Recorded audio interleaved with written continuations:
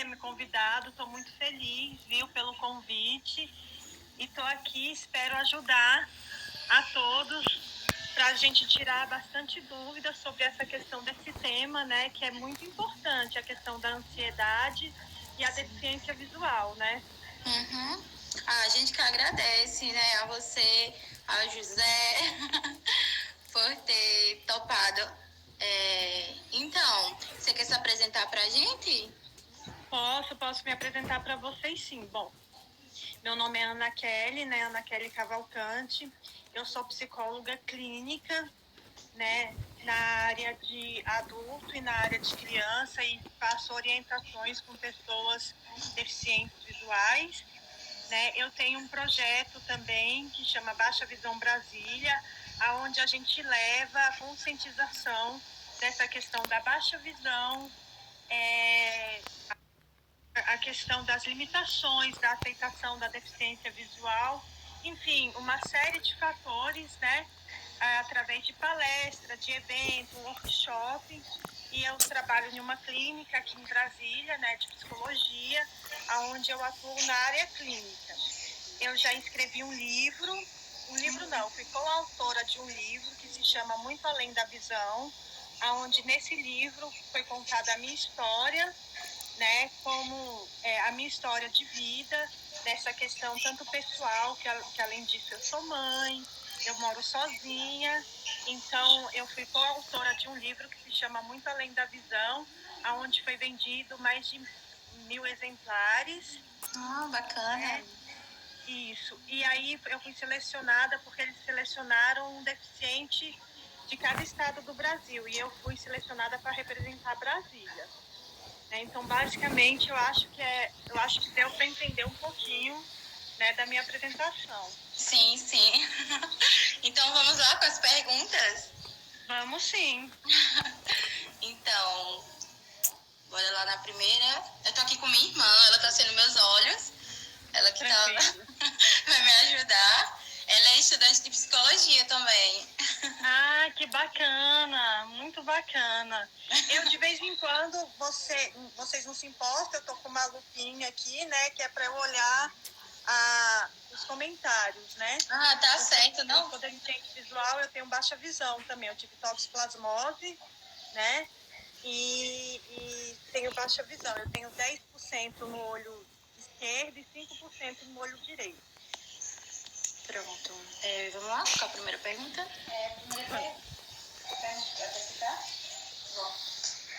Tem alguma estratégia para controlar a ansiedade quando não conseguimos fazer algo sozinhos? Tem uma técnica que é bem básica para a gente controlar a ansiedade. Importante dizer que todos nós somos ansiosos, né? Que a ansiedade em si, ela se torna um problema quando ela vem em excesso, ou seja, nada em excesso é bom, né? Então, quando está em excesso, que a gente não consegue dormir, que a gente fica irritado, que a gente tem muitos pensamentos, às vezes é um turbilhão de pensamentos, né? E aí sim, a ansiedade a gente já pode considerar que ela já é um problema. Mas a estratégia básica de você controlar a ansiedade é você respirar. Por quê? Porque quando você respira, você para um pouquinho e respira, nem que seja por 1 minuto, porque quando a gente está muito ansioso, o nosso sistema nervoso, ele tem a informação de que a gente está em um estado de alerta. É como se a gente tivesse aqueles homens bem primatas, é como se a gente estivesse caçando. Então a gente fica em alerta, como se a gente estivesse em perigo. Então, se a gente parar, respirar um pouquinho, a gente está passando a informação para o cérebro de que está tudo bem. Porque essa questão que a gente sente é só sensações do corpo. Certo. Então, a técnica mais básica é a questão da respiração. Da respiração. Eu tenho uma pergunta também, que foi do Edson, lá do Grupo Novo Olhar, um dos ADMs, e ele fez uma pergunta se ansiedade e depressão, elas andam juntos, a diferença das duas.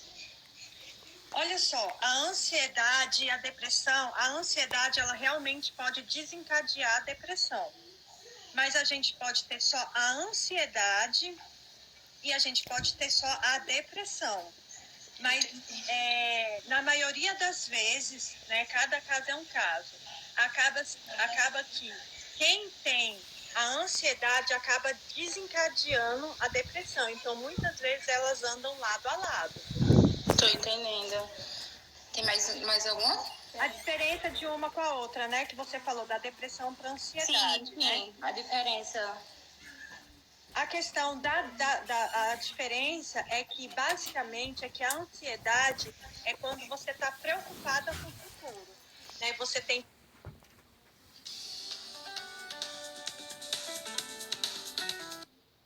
pensamentos disfuncionais, né? Então, você tem uma série de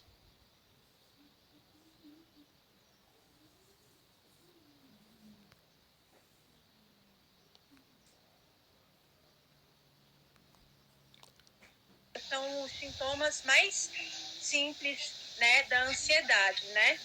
E a depressão não, você já sente aquele desânimo, né? Você já não tem vontade de fazer nada. É aquela tristeza que muitas vezes tem gente que tem essa tristeza e fala assim, mas eu tenho tudo. Mas é como se fosse uma não vontade de viver, né? E assim, às vezes as pessoas acham assim, a depressão é frescura. Não, não é frescura, nem uma coisa e nem outra. Por que que não é frescura?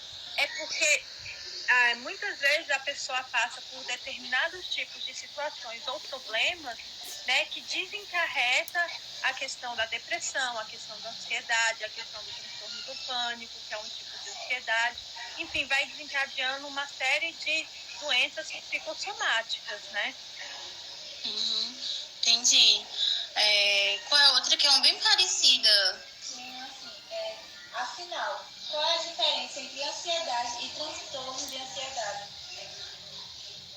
Bom, a ansiedade é que qualquer ser humano é ansioso. Por quê? Porque a gente sempre está preocupado com alguma coisa, né? Então, a gente está preocupado com a vida, com o nosso cotidiano, com o nosso dia a dia.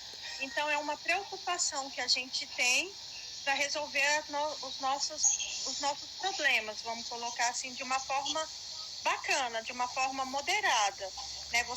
Aonde não atrapalha a sua vida cotidiana, né? Você consegue dormir, você consegue fazer as suas coisas do seu dia, você consegue ir para o trabalho. Então, a ansiedade, ela é até saudável, vamos colocar assim, de uma forma saudável. Todos nós somos ansiosos, porque todos nós desenvolvemos, né, papéis como mãe, todos nós desempenhamos trabalho. Então, isso é ser ansioso. Agora, quando acarreta os transtornos de ansiedade, é quando passa a atrapalhar a sua vida. Quando você começa a ter insônia, quando você começa a ter vários tipos de pensamentos, quando você começa a seu coração bater muito depressa. Então, aí você já está desencadeando um transtorno de ansiedade. Que é quando entra os medicamentos, certo? É que aí você pode trabalhar com as medicações ou você pode trabalhar com a questão da psicoterapia. Quando entra as medicações, os ansiolíticos, é porque está em um estágio que precisa tanto do terapeuta quanto do médico, né? Para eles trabalharem em conjunto, né? Entendi. Tem mais alguma? Tem. Pode falar. A ansiedade me dá muita fome. Como consigo controlar isso? Na verdade, o que acaba acontecendo, né? Essa questão da fome, da compulsão que acaba acontecendo, é porque você quer encher um vazio que você tem dentro de você. Então, quando você come, dá a sensação do prazer, né? Nossa, eu comi. Por isso, é igual quando a gente está na TPM e come, por exemplo, um chocolate, né? Porque aí dá a sensação do prazer, dá a sensação que quando você come, que você encheu aquele vazio. Então, você sabe que você é ansioso e você sabe que acaba desencadeando uma compulsão por comida, como é que você vai fazer? você vai ter que trabalhar mesmo na questão psicoterápica, procurar um terapeuta para, através de técnicas, você ir trabalhando essa questão da ansiedade e da compulsão, né? E porque você tem muitas vezes que você não consegue sozinho, né? Eu posso te falar uma série de técnicas aqui, mas tem muitas vezes que você precisa de ajuda, né? Principalmente a gente que é deficiente visual, a gente precisa de ajuda porque às vezes tem que trabalhar outra série de fatores, né? Por exemplo, autoestima, né? A aceitação da deficiência visual. Então tem uma série de coisas para ser trabalhado que desencadeou a ansiedade, que essa ansiedade desencadeou essa compulsão por comida. Então, muitas vezes você tem que procurar um profissional para você trabalhar a ansiedade e a questão da compulsão. Por comida, por comprar, por contas, né? Então, dessa forma. E no começo, assim, quando a gente, tipo, no meu caso, né, eu enxergava perfeitamente e tal. Aí quando veio a deficiência, veio junto também a ansiedade, porque você não estava esperando aquilo. Então você tem os tratamentos, então você, né, fica imaginando, será que tem alguma cura? Até você ter aquela aceitação, vem a ansiedade, né? Exatamente. E acaba também, você acha que, tipo assim, acaba também prejudicando a visão, a ansiedade? Eu acho que a ansiedade atrapalha como um todo, quando ela é excessiva. Por quê? Porque você pode reparar que, tipo assim, se você for parar para pensar, o seu estado emocional, ele atrapalha. Pode atrapalhar a visão, pode atrapalhar a pele. Por quê? Porque a ansiedade, ela pode desencadear várias doenças psicossomáticas, né? Teve um caso que teve uma pessoa que ele, por alguns minutos, ficou cego, assim, de uma hora para outra, por conta que você leva um estresse muito grande e aí atrapalhou a visão e aí ele ficou cego uns minutos e voltou, né? Então, assim, acaba que essa questão, igual você falou, eu enxergava. Então, para a pessoa que enxergava ter essa questão da aceitação, é mais complicado. Por quê? Porque ela já enxergou. Então, passa uma série de coisas pela cabeça da pessoa. Entendeu? Ela tem que se adequar a uma nova história de vida. Você está entendendo? Do que uma pessoa que já nasceu com a deficiência visual. Porque a pessoa que já nasceu com a deficiência visual, o mundo dela sempre foi esse. Não tem diferença. Agora, a pessoa que já enxergou, ela tem todo um processo da aceitação. Aí, depois que ela... Não, primeiro vem essa questão do impacto, né? Do problema de vista. Aí, depois vem o processo da depressão. Aí, desencadeia a ansiedade. Aí, depois vem a aceitação. Aí, a pessoa vai vendo que existe vida depois ali, né? Mas ela tem que se adaptar a essa nova condição, né? Qual a próxima pergunta? Como posso tratar da minha ansiedade? Bom, a melhor forma, aí você vai tratar sozinho ou você...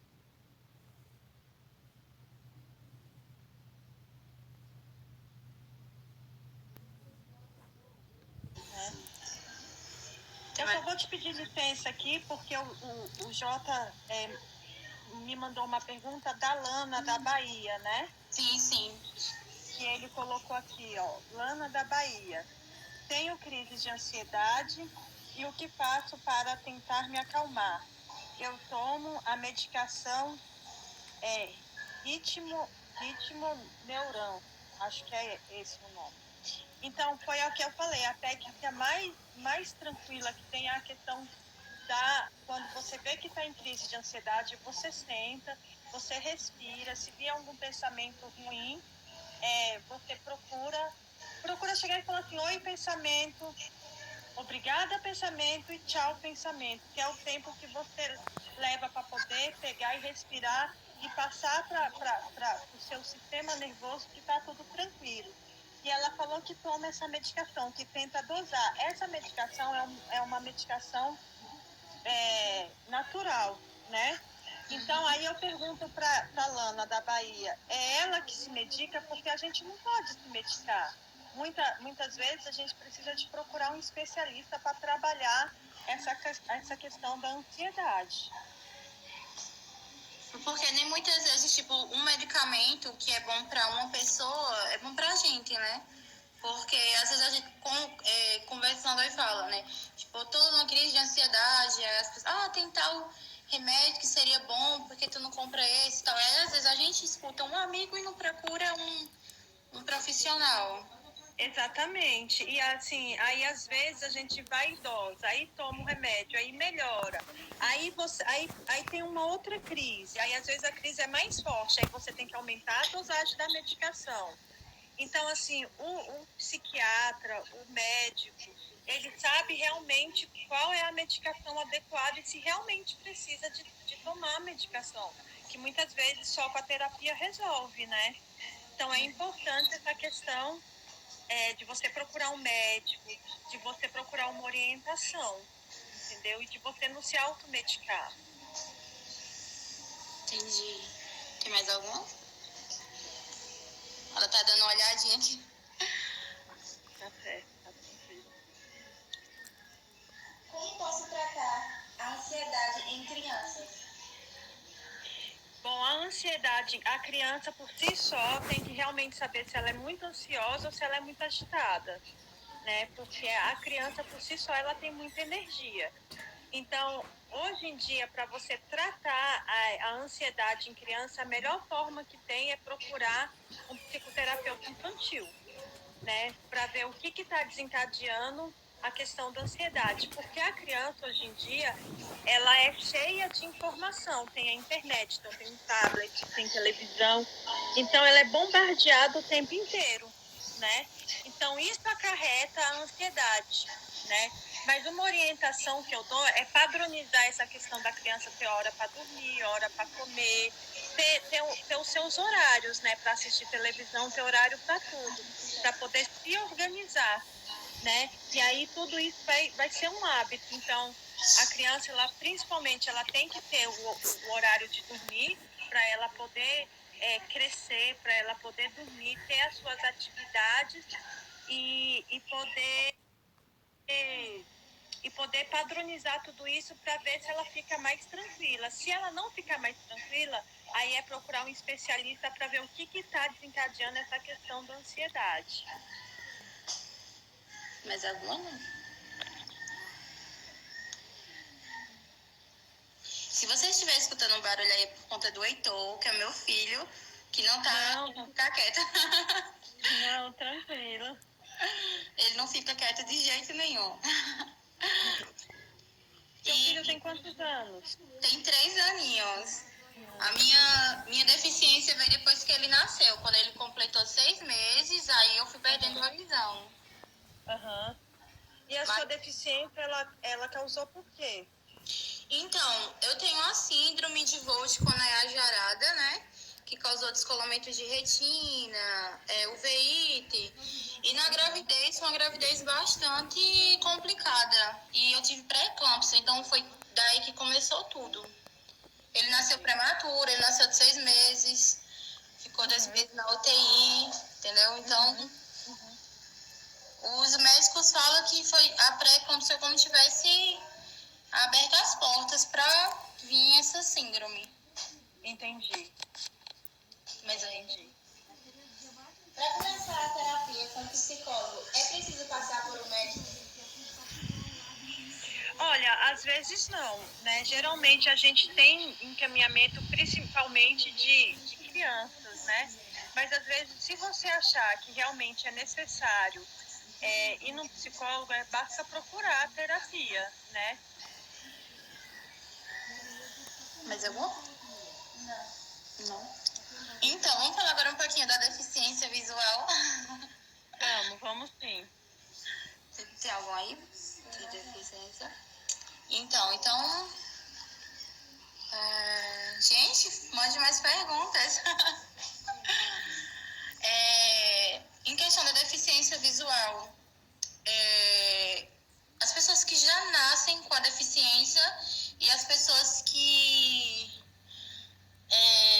acabam no meio do caminho, né, ficando com a deficiência.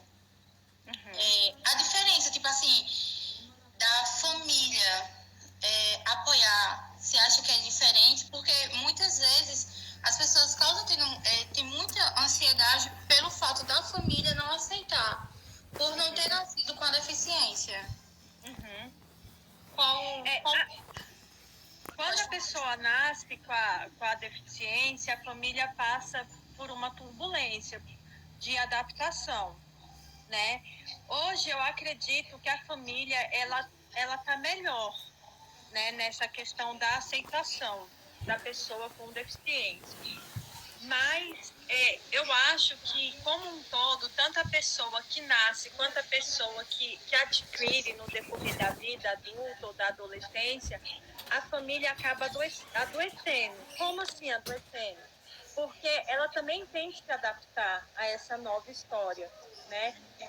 A nova história quando a pessoa nasce com a deficiência e a nova história quando a pessoa adquire, né? Então, para a família ter essa aceitação, também passa por todo esse processo, né? Então, assim, principalmente a pessoa que é baixa visão, porque às vezes eu enxergo 1 metro, mas não enxergo uma coisa que está aqui em cima da mesa. Então, cada caso é um caso. Então, para a pessoa entender família, amigos, então às vezes é muito complexo. Mas isso, uma coisa é fato, que a gente que é deficiente visual, a gente tem que estar se superando o tempo inteiro. Tanto nessa questão da família, quanto no mundo lá fora, né? Então, a questão da família, o processo, o processo é o mesmo, mas o tempo é diferente, porque aquela nova pessoa que chegou, que às vezes é cego, que às vezes é baixa visão, ela tem que se adaptar a essa nova pessoinha que chegou na família. E aquela pessoa que adquiriu, ela também tem, a família tem que se adaptar à nova realidade de vida da pessoa. Entendi. Muitas vezes, tipo assim, já conheci várias pessoas também fazendo tratamento, né? Que às vezes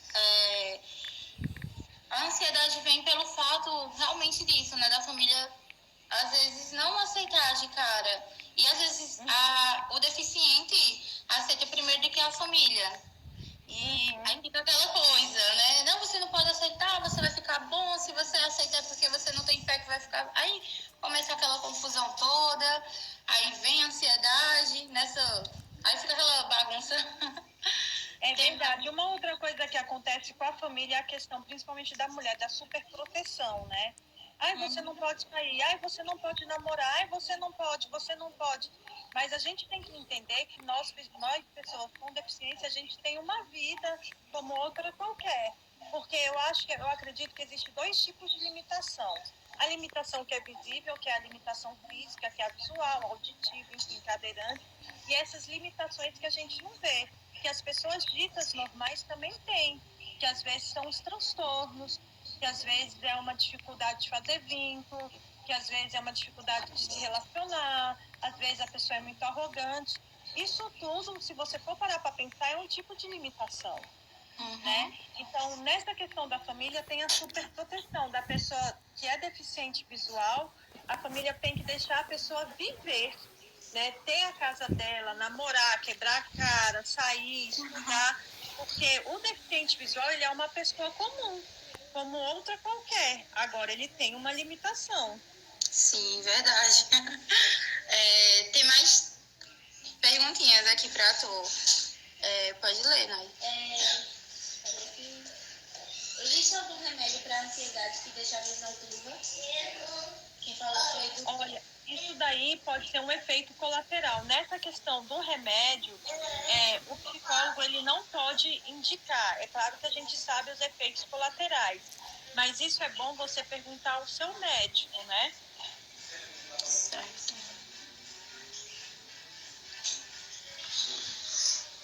Qual é a outra?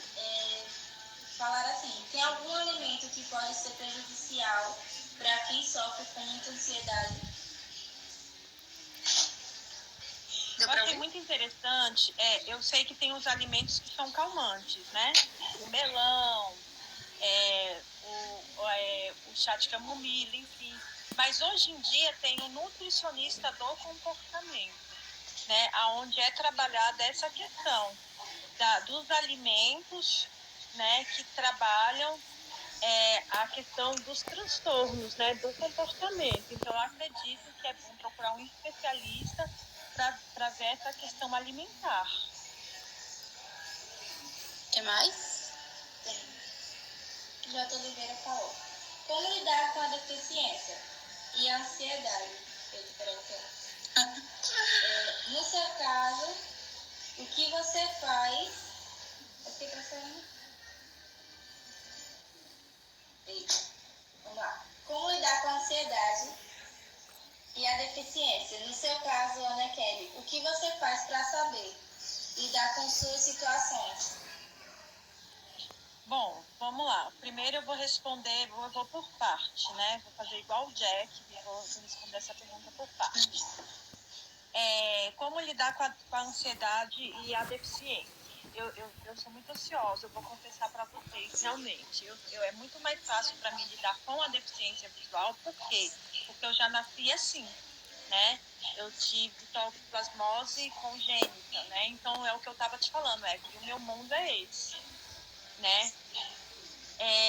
Então, para mim é muito mais fácil lidar com a deficiência visual. A ansiedade, como é que hoje em dia, como é que eu faço para lidar com a ansiedade, não deixar que a ansiedade tome conta de mim, vamos colocar assim. Eu procuro fazer as coisas com muita tranquilidade, com muita calma, com muita parcimônia.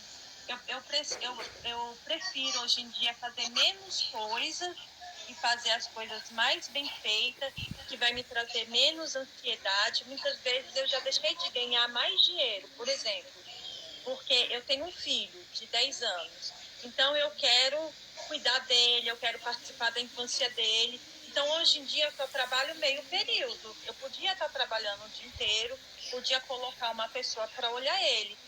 E eu podia estar ganhando mais dinheiro com isso. Mas eu acho que quando a gente busca qualidade de vida, você consegue trabalhar da melhor forma com a ansiedade. E como eu trabalho com o meu lado pessoal, né? Eu passei no ano passado por uma situação complicada. Eu me separei, né? Porque nós psicólogos também somos seres humanos. Então, eu procurei realmente também um especialista, eu procurei um psicólogo. Por quê?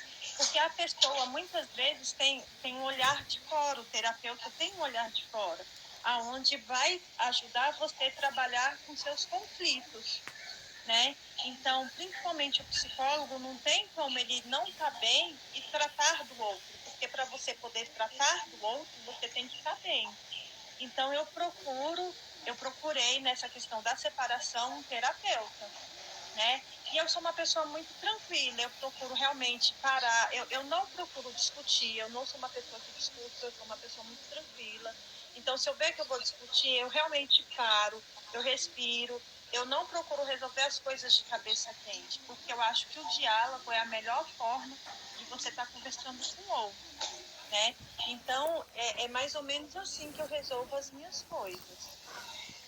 Entendi. Tu falou uma coisa aí que eu achei bem engraçado, que tu falou, psicólogo também tem vida própria e tal. A gente, às vezes, aqui, quando... Você sabe, né, que casa com muita gente, com irmão, tem aquelas arenguinhas, né, básicas.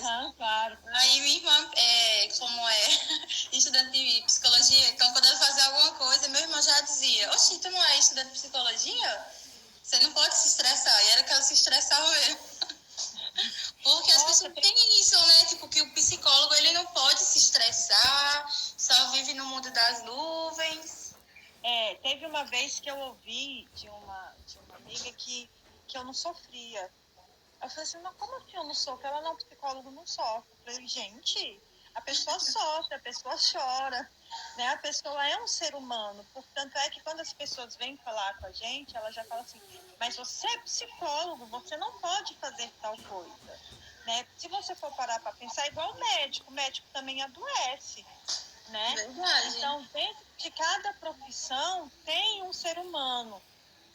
Dentro de cada ser humano tem uma história, né? E nós psicólogos não somos tão diferentes. Agora, eu não vou mentir para você que a psicologia, ela me trouxe um equilíbrio maior de quando está no momento de conflito, entendeu? Você consegue olhar de uma forma, por exemplo, de fora, você está entendendo? Você consegue ter mais equilíbrio, entendeu? Mas isso não quer dizer que você não deve desce a ladeira, não, entendeu? Que você briga, que você chora, que você fica chateada, que você fica nervosa. Mas com a experiência que você vai pegando tantos casos, você tem um equilíbrio maior, você consegue ter esse equilíbrio, essa maturidade. Daí você consegue, de fato. Verdade. Tem mais alguma? Tem. O meu médico falou que eu ia ficar cego na lata. Oftalmologista e psicólogos poderiam trabalhar juntos para o paciente não sofrer? Pode, eu acredito, eu estava até conversando com uma médica que tem baixa visão, que trabalha com baixa visão, que eu acho que as clínicas oftalmológicas, que hoje em dia tem esses especialistas, né, da pessoa com baixa visão. Então, tem que trabalhar essa questão de qualidade de vida, né? Onde tem uma equipe multidisciplinar, que é o oftalmologista, que aí o oftalmologista ele vai tratar da doença, enquanto o terapeuta vai tratar da emoção. E a gente, no projeto Baixa Visão Brasília, a gente fez isso. A gente tem uma clínica que apoia muito a gente, né, que é a nossa patrocinadora, que é o Visão Hospital de Olhos, e que eles já trouxeram pacientes para a gente trabalhar justamente essa questão da perda da visão, né, da pessoa que ficou cega. Então a gente trabalha de forma simultânea mesmo, o oftalmologista com a psicologia. Então eu acredito que em todas as clínicas é o meu sonho, tenha